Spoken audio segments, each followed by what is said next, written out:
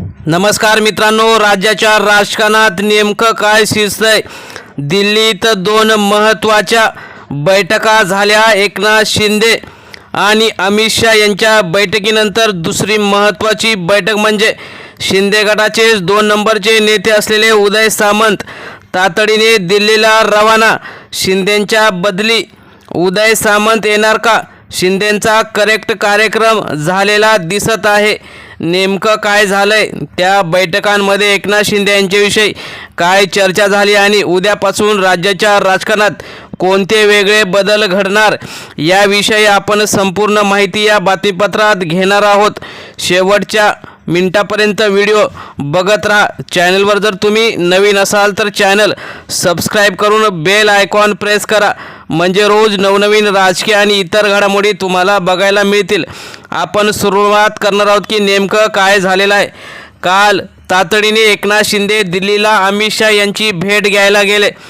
एकनाथ शिंदे यांच्याकडे जे पक्ष आणि चिन्ह आहे त्याचा सर्वात मोठा आधार म्हणजे भाजपा आणि अमित शहा. शिंदे तातडीने सगळी कामं सोडून शहांकडे भेटायला गेले आणि शिंदे गटाच्या अनेक नेत्यांच्या मनात पाल चुकचुकली. शिंदेंपाठोपाठ त्यानंतर उदय सामंतसुद्धा दिल्लीत गेले. राज्याच्या राजकारणात आता मोठी उलथापालथ होण्याची शक्यता राजकीय पंडितांनी मीडियासमोर मांडली. महाराष्ट्राच्या सत्ताकारणात सध्या मोठ्या घडामोडी घडत असल्याची चर्चा राजकीय वर्तुळात रंगली आहे. राज्याचे सध्याचे उपमुख्यमंत्री असलेले एकनाथ शिंदे यांच्या दिल्ली दौऱ्यानंतर आता उद्योगमंत्री आणि भाजपाशी अतिशय जवळीक असलेले यांनीही अचानक दिल्ली गाठल्याने अनेक तर्कवितर्कांना उधाण आलेले आहे. या भेटीमागे नेमकं काय राजकारण दडलं आहे?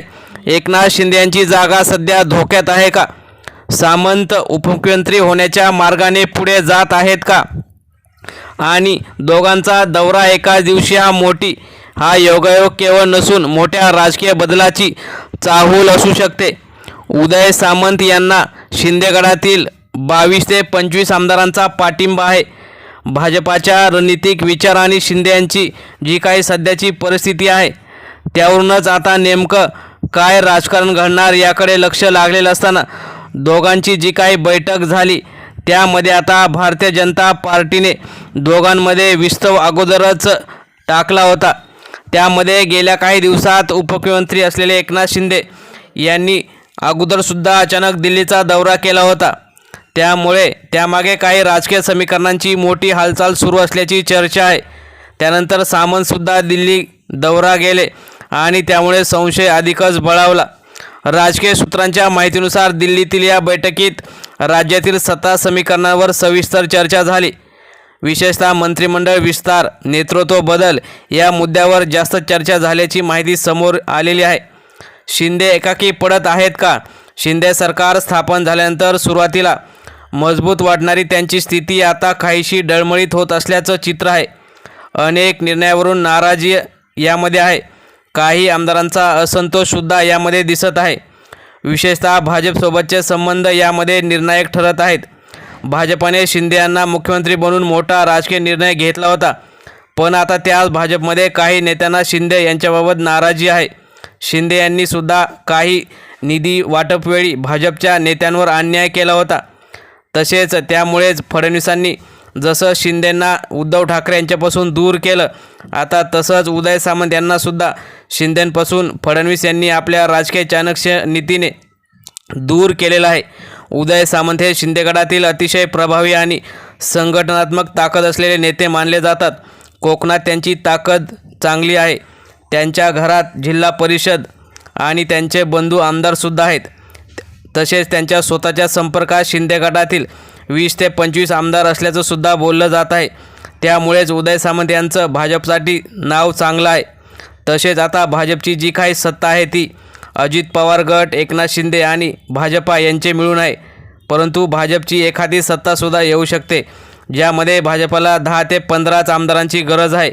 आणि जे काही आमदार उदय सामंत यांच्यासोबत आहेत ते जर उदय सामंत इकडे घेऊन आले तर त्यांना उपमुख्यमंत्री पदाची लॉटरी लागू शकते. त्यामुळे सामंत यांचा दिल्ली दौरा हा केवळ औपचारिक नसून त्यामागे मोठं राजकीय समीकरण तयार होत असल्याची शक्यता आहे. जर सामंत यांनी खरंच 25 आमदारांचा पाठिंबा दाखवला तर ते राज्याच्या सत्ता समीकरणात महत्त्वाची भूमिका बजावू शकतात. राजकीय वर्तुळात सध्या सर्वाधिक चर्चेत असलेला मुद्दा म्हणजे उदय सामंत यांना उपमुख्यमंत्रीपद दिलं जाणार का? काही सूत्रांच्या मते भाजप शिंदे यांच्यावर पूर्णपणे अवलंबून राहण्याऐवजी पर्याय तयार ठेवत आहे आणि शिंदेंना लवकरच साईडला करून त्यांचेच जे नेते आहेत त्यांच्यामध्ये फूट पाडून उदय सामंत यांना सोबत घेऊ शकते. जर हा निर्णय झाला तर राज्याच्या राजकारणात मोठा भूकंप होऊ शकतो. भाजपचा मोठा गेम प्लॅनसुद्धा यामागे आहे. भाजप हा नेहमीच दीर्घकालीन राजकीय रणनीती आखणारा पक्ष मानला जातो. राज्यातही त्यांनी शिंदे यांच्यासोबत सत्ता स्थापन केली, पण आता परिस्थितीनुसार बदल करण्याची तयारी त्यांची दिसत आहे. आगामी निवडणुकांमध्ये फायदा मिळवणे हेच भाजपचं त्यामागचं उद्दिष्ट आहे. 25 आमदारांचा आकडा किती महत्त्वाचा आहे? राजकारणात आकडे महत्त्वाचे असतात. सामंत यांच्याकडे 25 आमदार असल्याची चर्चा खरी ठरली तर ते सत्तेच्या समीकरणात किंग मेकर ठरू शकतात.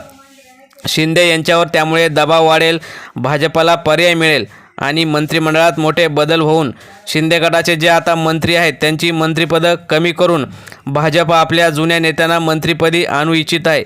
त्यामुळे उदय सामंत यांच्यासोबत जे आमदार येतील त्यातील 3 ते 4 जणांना मंत्रिपदाची लॉटरी देऊन बाकीचे जे काही मंत्री आहेत ते आपल्याच पक्षाकडे ठेवण्याची भाजपाची रणनीती आहे. त्यामुळे राजकीय वर्तुळात अशीही चर्चा आहे की मंत्रिमंडळात मोठे बदल होऊ शकतात आणि लवकरच उदय सामंत यांचा उपमुख्यमंत्रीपदाची शपथविधीसुद्धा होऊ शकतो.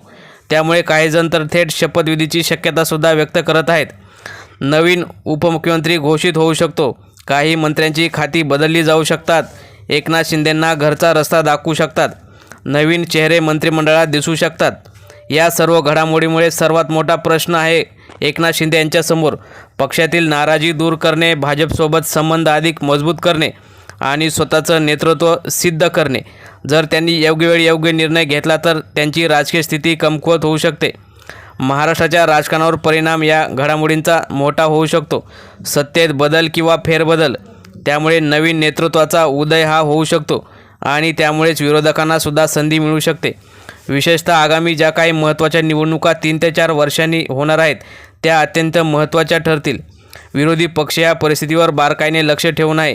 शिंदे आणि भाजप यांच्यामध्ये जे काही मतभेद वाढले आहेत त्याचा फायदा घेण्याची तयारी विरोधक करत आहेत आणि एकनाथ शिंदे यांचं जे काही राजकीय पतन होणार आहे त्यामुळे उद्धव ठाकरे यांच्याकडचे शिवसैनिकसुद्धा आनंदी असून लवकरच उदय सामंत यांचा जो गट भाजपसोबत जाईल आणि शिंदे एकाकी पडतील यात काही शंका नाही. त्यामुळे जेव्हा शिंदे एकाकी पडतील त्या संधीचा फायदा घेऊन उद्धव ठाकरे नेमकं कोणतं राजकारण करणार याकडे सुद्धा लक्ष लागलेलं आहे. त्यामुळे आता येणाऱ्या काळात उदय सामंत शिंदेंना सोडून कसं भाजपसोबत जाऊन राज्यात महत्त्वाचे नेते बनतील याकडे लक्ष लागलेलं आहे. मित्रांनो, तुम्हाला काय वाटतं? एकनाथ शिंदे यांनी उद्धव ठाकरे यांच्यासोबत जे केलं तेच आता